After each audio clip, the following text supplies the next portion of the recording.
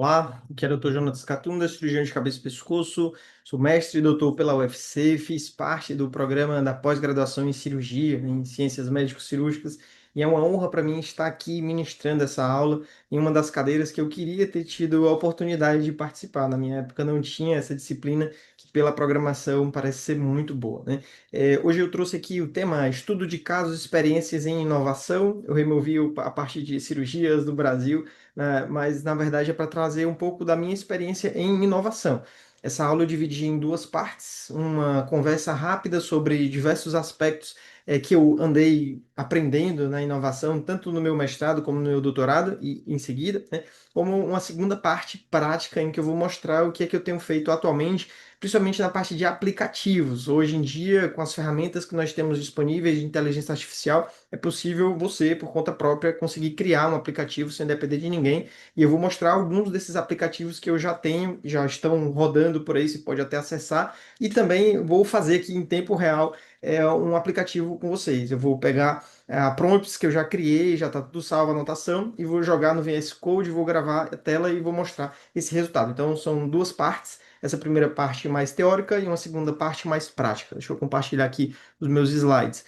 Esse formato de aula ele acaba sendo muito cansativo, muito monótono, então eu preparei essa primeira parte bem rápida e bem geral, assim, nada de temas muito cansativos, e a segunda parte também bem prática, principalmente para quem está no mestrado, no doutorado e não está tendo tanto sucesso na sua pesquisa. Eu, na minha época do mestrado, eu mudei de tese várias vezes, eu tive uma certa dificuldade, porque no programa, na época que eu estava fazendo, não tinha um orientador cirurgião de cabeça e pescoço, não tinha uma linha de pesquisa em que eu poderia atuar, então eu tive que criar o meu próprio caminho, que é o que eu vou mostrar aqui para vocês como é que eu cheguei lá. Então, deixa eu colocar aqui. Pronto, acredito que esteja aparecendo. Tomara que sim. Deixa eu só. Pronto, então tá aparecendo. Só tá um pouco cortado, né? Mas não tem problema não. Então vamos lá. Então, inovação, assim, a pessoa que eu acredito que contribuiu para a inovação da era moderna é o Steve Jobs, né?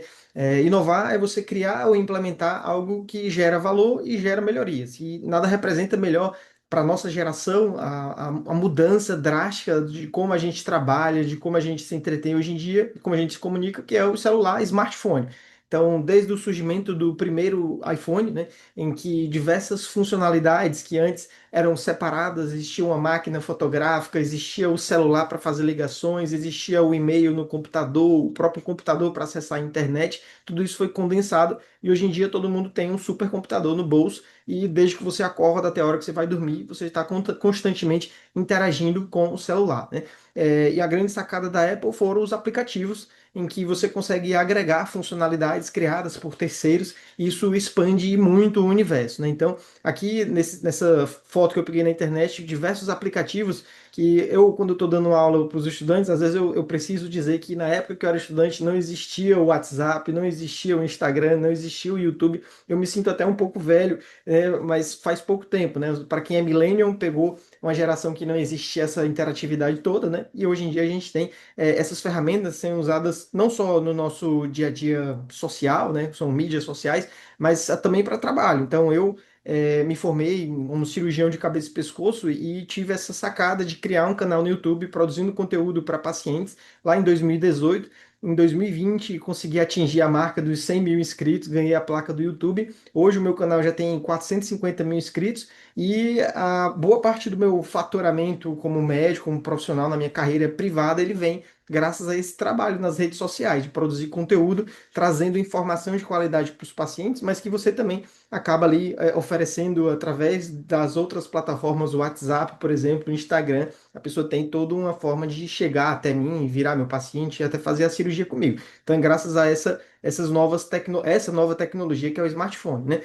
Hoje em dia você vai para qualquer lugar, assim, as pessoas estão reunidas, mas às vezes, né, infelizmente, cada um está lá no seu celular. principalmente crianças, às vezes até o impacto é até maior, né? A criança, ao invés de estar brincando, está lá assistindo um vídeo, né? Ao invés de estar interagindo. Então, existe um lado negativo, mas existe um lado extremamente positivo que pode trazer grandes benefícios, né, para as pessoas.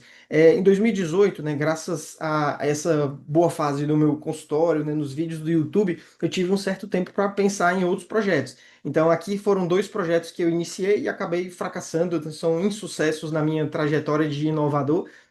A minha ideia era, já que o celular todo mundo usa, a ideia era criar um prontuário pessoal que tivesse todos os dados seus e que ele fosse totalmente gratuito para o paciente e para o profissional de saúde, né?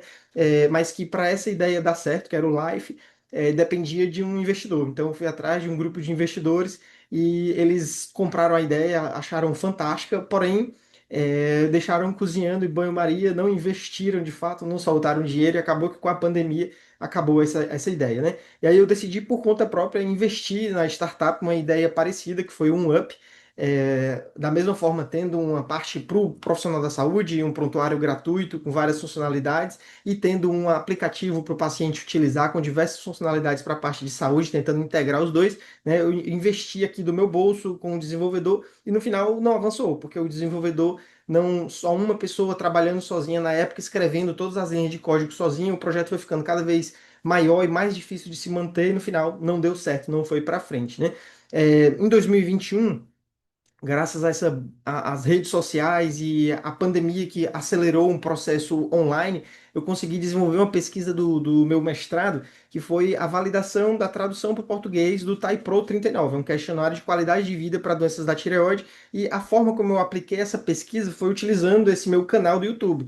Eu consegui divulgar que eu estava fazendo a pesquisa e mais de 500 pessoas responderam o questionário de qualidade de vida, e assim a gente conseguiu comparar essa nossa tradução para o português com um SF-36, que é um outro questionário de qualidade de vida. Assim, a gente conseguiu validar que a tradução estava adequada e dessa ideia, né, além do desenvolvimento quer dizer, da validação do questionário, eu desenvolvi um aplicativo. Assim, foi o primeiro aplicativo de fato que eu fiz que funcionou, né, pagando o desenvolvedor. Nessa época não tinha como eu fazer, né, que foi a calculadora TaiPro 39. Então apareciam as perguntas, né? Tipo aqui a pergunta, sentiu algum aperto na sua garganta? E aí o paciente respondia e no final ele gerava a pontuação do questionário de qualidade de vida. Esse era o principal resultado do meu mestrado, né? Ter o questionário validado e ter uma forma disso ser utilizado no dia a dia, né? Só que essa versão da calculadora TaiPro, ela simplesmente dava o resultado e não mostrava nenhuma comparação, assim, se estava bom, se não estava. Esse resultado ele não era salvo, ele simplesmente ficava aqui no aplicativo, a pessoa tinha que bater o print, né? Uma versão bem básica, mas foi um produto que eu desenvolvi, né? Terminei o mestrado, entrei no doutorado e aí buscando ideias de pesquisa, né, eu acabei seguindo para uma outra área que eu fui para a inovação, que foi o problema da escassez de peças anatômicas no ensino da anatomia. Desde a pandemia, tanto a gente tem um aumento enorme na quantidade de faculdades de medicina, mas também reduziu-se drasticamente os cadáveres ofertados para ensino, né? Então já existem faculdades de medicina que infelizmente estão ensinando essa disciplina de anatomia em modelos sintéticos, né? Você está aprendendo medicina num boneco, né? A gente brinca que é anatomia reborn, né? É um boneco, né? Então, na minha primeira tentativa, né, eu fui para impressão 3D, eu contratei um designer que pegou fotos de um atlas de anatomia e conseguiu criar um modelo, só que depois que imprime, para você criar vários modelos anatômicos, né, é algo bem trabalhoso, é quase artesanal, então não seria possível fazer em larga escala e a qualidade anatômica se perde nesse caminho.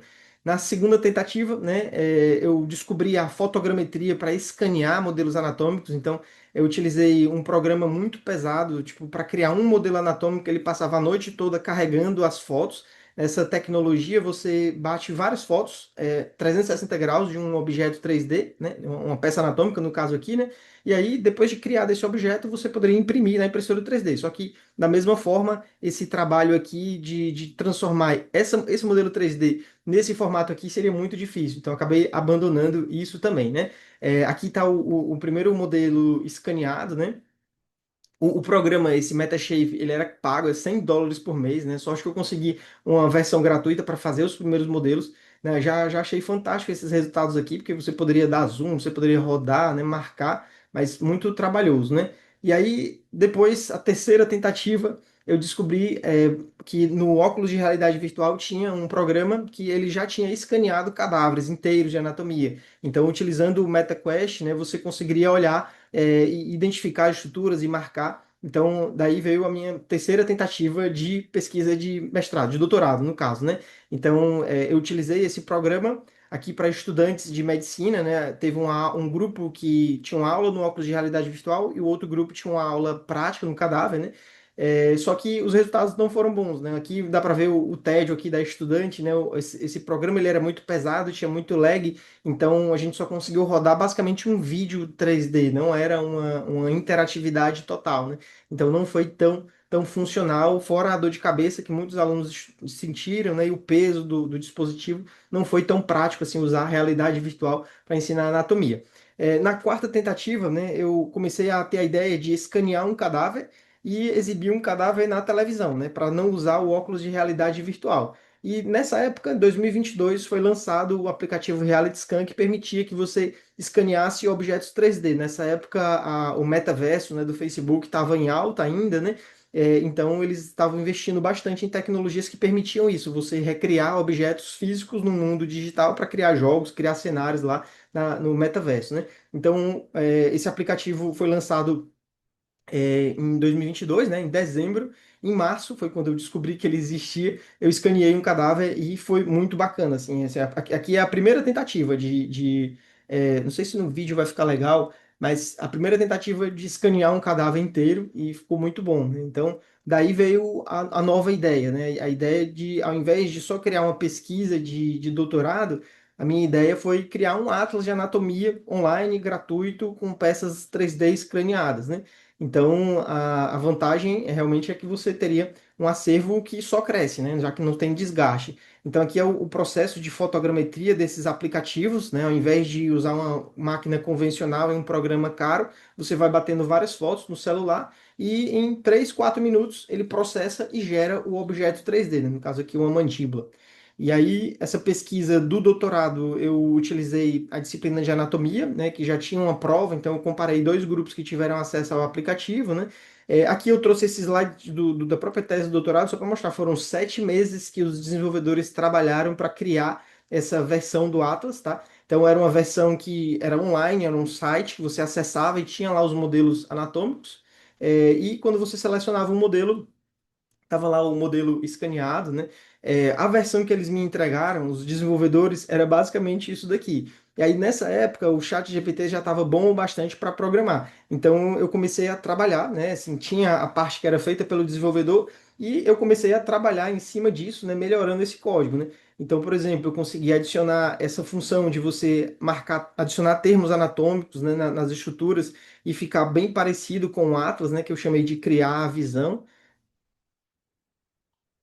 Você poderia navegar pelas visões criadas por outros usuários, você poderia criar um quiz e testar seus conhecimentos nas peças anatômicas. Então, isso daqui já fui eu fazendo, né? Esse é o meu primeiro, meu primeiro projeto de programação já foi algo bem complexo, envolvendo programação 3D, né? Só que não fui eu sozinho, né? Fui eu e o chat GPT, né? Então, aqui foi a funcionalidade de quiz. E aí, assim, para a época, né, é um Atlas virtual 3D gratuito, que quando a gente compara com os outros aplicativos do mercado, todos eles são peças bem feias, né, modelos digitais, né, enquanto que o do meu Atlas, que era o nome do projeto na época, era um modelo real, né, então você vê uma diferença gritante, né.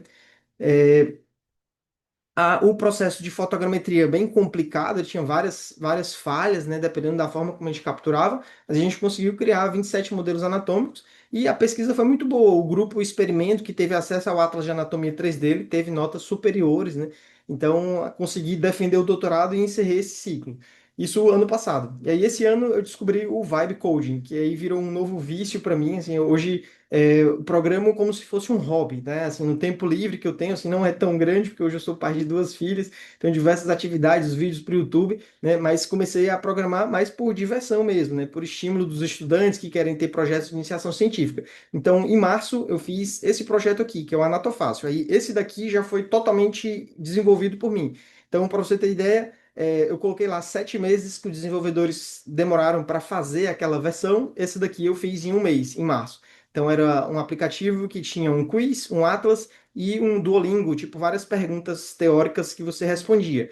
E é aplicativo mesmo, né? A vantagem é muito grande porque o outro era online, né? Então aqui o aplicativo ele carrega de uma forma muito mais eficiente, né? Tinha lá o Atlas, tinha a parte do quiz, né? Aqui foi a primeira versão. Eu coloquei esse nome Anato Fácil, mas aí de uns tempos para cá eu comecei a mudar essa ideia. Agora que eu passei no concurso para professor da UFC, tendo contato com estudantes de odontologia, eu vi que existem outras áreas que poderiam ser incluídas no Atlas. E a Anato Fácil ele restringe muito para anatomia. Então eu desenvolvi, né, no último mês eu voltei a programar, agora que a minha filha está dormindo a noite toda, está mais fácil. Então eu desenvolvi o novo Atlas. O novo Atlas ele agrega um Atlas de anatomia, né? Então deixa eu colocar aqui as imagens. Isso daqui é o site real, tá? Esse link eu vou deixar na apresentação, vocês podem acessar depois. Mas é o Atlas real, né? Você pode acessar e aí ele funciona de uma forma mais interessante, porque eu coloquei essa funcionalidade de mudar a posição, né, de acordo com as normas anatômicas, né, as vistas, né? Então, assim, é um site, mas ele tem a versão aplicativo também. Faltou só publicar, mas tá feito, né? Então, além da anatomia, ele tem a função de radiologia, que isso daqui foi muito bom, muito bacana essa parte aqui, né? É tudo online, tudo isso daqui é de um acervo que eu peguei anonimizado. Então ele tem um visualizador de imagens que aí você pode, eu posso, né, aumentando o acervo, né? Então aqui você consegue navegar no objeto, você consegue mudar o janelamento, deixar mais escuro, mais claro, né? Você pode estudar anatomia através dessas imagens radiológicas, né? Então, é algo que aumenta aí a possibilidade de aprendizado, né? Esses daqui são pesados, eu acho que vai demorar para baixar. Deixa eu ver aqui. Não sei quanto tempo de aula já foi. Aparece para mim aqui. Eu espero não estar sendo cansativo o suficiente. Para essa primeira parte era isso que eu queria mostrar, né? Assim, os meus vários projetos, né? Então, assim, tudo isso daqui foi feito utilizando o Cloud Code, que é uma ferramenta de programação da Anthropic. Ele é como se fosse um concorrente do ChatGPT, é o mesmo preço, né? A mensalidade, e ele você instala no VS Code, que é o que eu vou mostrar na segunda parte, né? Como é que usa isso daqui. Está tendo uma ligação, não sei se vai. Ó, mas isso daqui é o visualizador de imagem, né? De imagens de tomografia e ressonância, né? Então, isso daqui tudo carrega na nuvem, o estudante consegue utilizar, né? E tem também a radiologia, que aí eu parei, só fiz o começo porque dependo de imagens, né? E aí, como eu não tinha as imagens, dependendo do professor da histologia me enviar, a gente está preparando esse acervo, né? Então, assim, a ideia é unir anatomia, histologia, radiologia, e depois eu vou criar também aqui uma parte de cirurgia, eu vou fazer uma curadoria de vídeos de cirurgia para meio que criar um atlas de cirurgia. Assim você está estudando anatomia e consegue correlacionar com todas as áreas, né? O outro projeto que eu tenho para mostrar é o Tireo App, é um aplicativo da Tireoide, é um aplicativo que ele agrega conteúdo, então isso daqui tudo funcionando, tá? Tudo foi eu que fiz nesse último mês. Isso daqui tem 3, 4 semanas que eu estou trabalhando. Então ele tem uma parte de dúvidas frequentes que o paciente tem, por exemplo, quanto tempo dura a cirurgia, precisa ficar internado, tempo de recuperação, cicatriz. Aqui ele tem uma parte de vídeos educativos. Então, por exemplo, tem todos esses vídeos aqui, ó, qual a consequência da cirurgia da tireoide. E aí ele clica, vai abrir um vídeo, né? Que no caso é um vídeo meu, né? Isso aqui serve mais como um cartão de visita meu. Tem textos aqui que ele pode ver tudo sobre o tema, né? Cirurgia da tireoide, né? Vídeos educativos. E ele tem também essa parte aqui que eu achei muito bacana, parte de conteúdo que é listas de apoio. Então, por exemplo, itens para levar para o hospital, né? Isso o paciente me pergunta. Então, assim, deixei aqui de uma forma que o paciente pode ir marcando tudo que ele precisa fazer, né, nessa lista de o que ele precisa levar para o hospital, né? Tudo isso tá incluso na parte de conteúdo, né? Aí ele tem uma versão que eu criei que é uma comunidade, um fórum que os pacientes podem interagir, o histórico que ele pode adicionar, por exemplo, aqui os exames laboratoriais, tudo isso daqui eu fiz de uma forma que os dados são criptografados, então só aparece quando a pessoa faz login, não fica salvo nada exposto no banco de dados, né? Então, e aí outra funcionalidade legal relacionada a isso é que ele gera um PDF, que aí você consegue, cadê onde foi que por exemplo, você consegue adicionar todos os seus dados e compartilhar com o médico, e aí todo o histórico vai ficar salvo lá, né? É, Outra coisa que eu coloquei no Tireo App é isso daqui, ó, as ferramentas. A gente tem a calculadora, do TAIPRO 39, que é lá o meu questionário de qualidade de vida. Então, aqui a vantagem é, depois que você responde, você consegue interpretar o resultado, por exemplo, sintomas do bócio, aqui veio elevado, quer dizer, a referência do normal seria entre 14 e 30, né? Está elevado, está um resultado ruim, né? Então, aqui a gente consegue comparar no próprio grupo de validação, eu consegui extrair esses dados aqui, né? Baseado nos scores, score, né? A gente consegue ter essa noção se a pessoa está dentro da média, se está baixo, se está ruim, né? Então, é algo que. Opa, estou excluindo o resultado. Também adicionei um questionário de alteração da voz, um questionário que o paciente que passa pela cirurgia da tireoide pode responder, né? Então, as pessoas têm dificuldade para me ouvir? Nunca. Eu vou responder aqui um todo nunca, só para vocês verem. Tudo isso daqui o programa faz o cálculo e no final ele gera aqui a pontuação. Então, todas essas funcionalidades, elas servem para ajudar o paciente, né? E assim, tudo isso daqui eu fiz sozinho por minha conta, né? E aí, agora a gente vai para uma parte da aula que eu vou mostrar na prática como é que é feito isso, né? Como é que eu fiz esses programas e como é que eu vou fazer um programa do zero. Eu vou interromper essa gravação e vou continuar, na outra tela. Pronto, pessoal. Então, eu separei aqui algumas dicas, mas para a gente ganhar tempo, eu já vou começar copiando aqui o prompt que eu pensei aqui, que eu escrevi com a ajuda do ChatGPT. Aqui é o programa de escrita de código, né? O VS Code, o Visual Studio Code, ele é como se fosse um Word, que você abre e escreve o código nele. Então eu vou abrir aqui a minha pasta de projetos no computador, e aí na pasta de projetos, que ele já até mostra aqui todos os projetos que eu estou trabalhando, inclusive aqui os que não estão salvos, quando eu coloco aqui, ó, aparece todos os arquivos do código, né? Isso daqui eu nem preciso entender muito desses arquivos, não, mas basicamente cada pasta é uma seção do aplicativo. Cadê? Deixa eu colocar aqui. Cada página, por exemplo, aqui, pages, acervo, aulas, histologia, journey, login. Cada página aqui é uma parte do arquivo, né, do programa, né, e ele que vai trabalhando. O que eu quero mostrar aqui, aberto o programa, né, o VS Code, você precisa instalar uma extensão que onde é que é a extensão? Acho que é aqui, não, extensões, né? E aí instalar essa extensão aqui, que é o Codex. Quando a gente utiliza o Cloud, que também é muito bom, né, você pode instalar, mas aqui no caso eu vou usar o ChatGPT, que é o que a maioria das pessoas tem acesso, né? Então aqui no Codex, abre aqui como se fosse o ChatGPT dentro do VS Code e eu vou colar o prompt e vou colar a ideia. A ideia é do Pesquisa aí, né? Então o que é que eu tive a ideia de desenvolver aqui especificamente para essa aula, né? Eu quero criar um site, uma plataforma que facilita escrever o artigo. Então, quando eu escolho o tipo de artigo, se é um relato de caso, se é uma meta-análise, se é um artigo completo, se é um projeto para comitê de ética, ele vai pegar e vai separar já todas as seções daquele tipo de projeto e eu posso ir escrevendo cada uma das abas com a integração com o Zotero, que é um indexador de referências. Então, quando eu vou escrevendo o texto, adicionar a referência, ele já vai salvar e no final eu posso exportar todo o projeto com todas as referências, né, com tudo já pronto, né? Então, assim, é algo que eu vou utilizar no meu dia a dia para escrever projetos e a minha ideia talvez é deixar isso público um dia, né? Eu coloquei esse aí porque a gente pode colocar a inteligência artificial para trabalhar junto. Então, vamos aqui colocar o projeto aqui, o prompt, e aí eu vou mandar ele trabalhar. Então, aqui ele já vai começar a trabalhar. Uma outra parte importante desse programa é esse botãozinho aqui bem em cima que abre o terminal. Aí o terminal é onde a gente vai usar vários códigos aqui. No caso aqui ele está mostrando esse programa aqui, mas eu vou fechar esse terminal, né? E aí ele vai abrir um outro em projetos, que aí você tem que usar na pasta certa, né? E aí ele começou a trabalhar aqui, ó. Eu vou colocar aqui aprovar tudo, né? Então, tudo que ele vai fazendo, né, você aprova. E aí, quando você bota aqui, ele vai mostrar aqui tudo que ele vai começar a fazer, e aí ele vai trabalhar no projeto. Enquanto ele trabalha, eu vou deixar aqui de lado e vou mostrar para vocês algumas das dicas que eu tenho para dar para quem tem interesse em seguir nesse tipo de caminho. Então, é o que, né? O programa é o VS Code, as ferramentas que você vai utilizar, né? O VS Code é como se fosse o Word para escrever o programa. O ChatGPT, ele é muito bom para planejar, então sempre que eu tenho uma ideia de funcionalidade, ou sempre que eu tenho uma ideia de projeto em si, eu troco ideia com ele e vou interagindo até a ideia ficar boa, né? E uso ele para escrever o código também. Então, hoje em dia já dá para fazer tudo com o ChatGPT. Essa extensão Codex que escreve o código, acho que não tem 2, 3 meses. E eu comecei a usar e ele é muito bom. O problema é que eu uso tanto que em pouco tempo você estoura o limite de créditos, de tokens, e aí você tem que ficar 5 horas sem poder usar, e às vezes você estoura a cota semanal, então tem que passar uma semana sem usar. Apesar de ser gratuito, eles limitam o uso porque é uma ferramenta muito poderosa.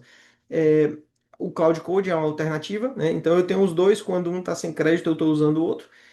O GitHub é uma ferramenta muito boa, porque assim, quando você está trabalhando com essas ferramentas de código de programação, você tem que ter um lugar onde salva aquilo e um lugar online, né? Tudo isso que eu mostrei, as pastas, aqueles arquivozinhos lá, eles ficam salvos no computador. Então você tem que abrir esse site, que é o GitHub, criar sua conta e você vai criar aqui os projetos. Aí você cria um projeto aqui, né? Cadê? Projeto não. Tá aqui, repositórios, né? Você cria repositórios. Aí, no caso, eu criei um repositório para esse projeto aqui novo, que é o pesquisa. Aí, tá aqui. Eu criei um repositório. E aí, esse repositório, ele tá vazio, mas aí, quando eu começar a salvar as informações, eles vão ficar aqui. Aí, qual é a grande dica, né, dessa forma de programação? Quando você vai criando novas funcionalidades, você tem que salvar e depois que ele fizer a funcionalidade, você tem que testar se ela funcionou ou não. Se ela tiver ok, você salva. Se ela não tiver ok, você apaga tudo. Então é por isso que tem que estar constantemente salvo, porque senão ele pode começar a alucinar, pode começar a escrever um código que não funciona e aí não vai ser bom, né? Então sempre quando for trabalhar com programação no Vibe Coding, é você fazer pequenas funcionalidades. Cada parte do aplicativo ou do projeto vai fazendo de uma vez e vai fazendo e vai testando. Quando estiver funcionando é que você vai para as outras partes, né? E tem que tomar muito cuidado porque ele pode quebrar tudo e aí às vezes você perde mais tempo corrigindo um erro do que de fato fazendo, né? O Notion é esse site aqui que eu uso para como um bloco de notas, né? Ele é bem bacana. O aplicativo, depois de feito, você pode publicar ele gratuitamente. Então, por exemplo, o novo Atlas, eu já fechei aqui, mas o novo Atlas ele está hospedado gratuitamente nesse site aqui, netlify.com, netlify.com, né? Totalmente de graça. E aí você pode comprar um domínio e utilizar. Então, por exemplo, o Tiro App, deixa eu botar aqui. Tiro App ele também está lá, mas eu comprei um domínio, então ele não parece que está lá, né? Então você acaba hospedando o aplicativo totalmente de graça, né? E aí você pode personalizar pagando um domínio. Sobre a arquitetura do aplicativo, isso daqui eu aprendi que esses daqui funcionam, então é basicamente dizer para o ChatGPT que você quer que seja feito utilizando isso daqui, né? Banco de dados, caso você precise salvar dados na nuvem para serem acessados, eu utilizo esse daqui, o Supabase, que ele é gratuito e ele se integra com o ChatGPT, eles conseguem conversar entre si. Então, basicamente, ele cria comandos, você copia e cola lá nesse Supabase e tudo funciona. Então, criei dois aplicativos que não me custam nada para manter. A única coisa que eu gastei foi o domínio, né? Então, é algo bem bacana. Eu fiz totalmente só, sem depender de ninguém, né? E aí, se fosse, por exemplo, uma pesquisa de mestrado ou doutorado, isso é ótimo, né? Já que não tem financiamento, né? Então, quanto às estratégias, é fragmentar em pequenas etapas. Você vai fazendo pequenas entregas do programa, né? Você não vai fazendo tudo de uma vez, né? Ó, eu vou mostrar aqui, enquanto a gente continua aqui, só mostrar aqui que ele já começou a preparar, né? Então, aqui tá o pesquisa aí, ele criou a pasta e ele já criou tudo isso daqui, ó. E aí ele já criou vários pontos aqui do projeto, né? Deixa eu ver se ele já terminou de trabalhar. Quando ele terminar de trabalhar, a gente já vai poder testar e aí eu vou rodar aqui para vocês. Mas isso daqui ele está trabalhando. Ele já dividiu aqui as tarefas do que ele tem que fazer, né? E aí, quando ele chegar nessa etapa aqui, ó, rodar o projeto, né? Build, o projeto já vai estar feito, né? Pelo menos as primeiras etapas. E quando ele terminar aqui de fazer, ele dá um resumo do que foi feito, né?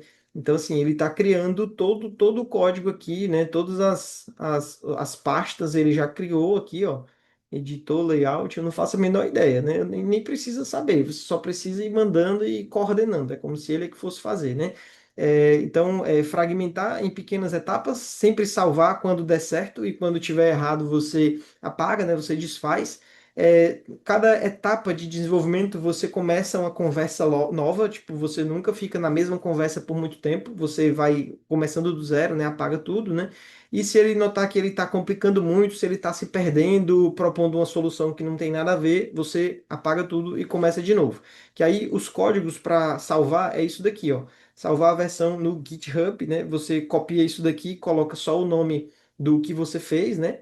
e para desfazer é isso daqui. Eu não faço a menor ideia do que é, mas eu aprendi com o ChatGPT como é que faz, né? Então, no começo você tem que linkar essa pasta que está salva no computador com a pasta que está lá no GitHub, e depois disso é basicamente usar essas instruções aqui. E quando o projeto está funcionando, você cola esse código aqui no terminal e já pode testar. Então, deixa eu ver aqui se está funcionando. Qualquer coisa eu interrompo o vídeo e. Opa, ele já criou aqui os arquivos. Pronto, pessoal. Então, aqui ele já está quase na quarta etapa, né? E eu comecei a gravar antes dele terminar, só para mostrar aqui, ó. Ele criou 21 arquivos, mexeu em mais de 1.000 linhas de código, né? Então, assim, é algo muito bacana. E aqui está o projeto feito, né? Então, ele fez tudo isso daqui, ainda não está 100% funcional, né? Mas ele colocou aqui projetos de mentira, ó, que você criou, né? E você pode criar um novo projeto. Isso daqui eu estou vendo a primeira vez agora, tá? Assim, agora que ficou pronto, né? Então eu vou colocar aqui robótica tireoide, o nome do projeto. Vamos ver só para um comitê de ética. Criar projeto. É, não funcionou. Vamos lá. Ah, tá aqui. Então ele já tem aqui a tela. E aí a minha ideia é que você vai escrevendo, ó, o artigo, né? E tem a funcionalidade, por exemplo, um botão interagir com a AI. E aí ele vai abrir um modal aqui que você melhora o texto que você escreveu, né? Aqui um botão para desfazer uma alteração ou adicionar uma alteração, um botão para traduzir o texto, então já integrado aqui você conseguir traduzir do português para o inglês, adicionar comentário, né? A ideia de você compartilhar isso, a ferramenta, né? Esse projeto e o orientador acessar, né? E no final exportar isso daqui para que a gente consiga facilitar na hora de colocar na revista.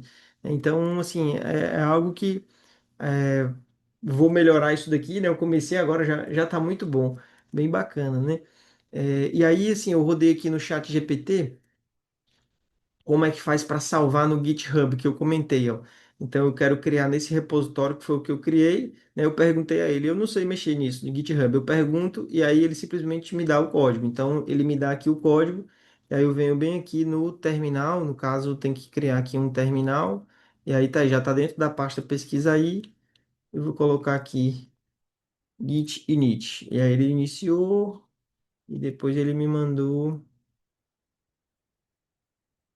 cadê?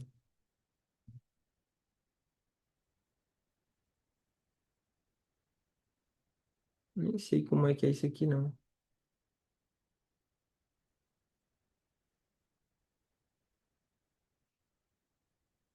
Não, depois eu vou ver como é que eu faço isso aqui, que ele criou uma resposta muito confusa. Ó, mas aqui ele concluiu agora, na verdade, né? A ferramenta. Então, a ideia é melhorar isso daqui, né? Eu quero criar aqui a parte de referências, você fazer uma conexão com o Zotero e trazer todas as referências do Zotero para cá. Aí, quando você estiver escrevendo um texto, quiser adicionar a referência, você adiciona e fica salvo, né? E aí, quando você mudar a ordem, tudo isso fica salvo. Outra coisa que eu quero adicionar, né, agora que eu estou vendo aqui, é a parte de anexos. Então, você salvar aqui as imagens, as figuras, as tabelas, os gráficos e facilitar na hora de exportar para o formato que a revista quiser, né? Então é isso, pessoal. Eu agradeço aqui a paciência, né, de quem assistiu a aula toda, né? Não sei se foi proveitoso ou não, né? Eu espero que tenha sido. Aqui a minha ideia foi mostrar um pouco da minha experiência com tudo isso, né? Eu vou pedir para o Wellington deixar o meu contato, meu e-mail, qualquer coisa, se tiver alguma dúvida, quiser entrar em contato, né? Tirar alguma dúvida sobre tudo isso que eu falei, tá? Fica à vontade, né? É um maior prazer de ajudar, né? Eu, na minha época do mestrado e doutorado, não existia essas ferramentas todas. No doutorado, no finalzinho, é que a gente teve o chat GPT e eu consegui avançar bastante graças a ele, né? Mas agora eu já terminei. Então, é isso aí. Boa sorte, muito obrigado, valeu.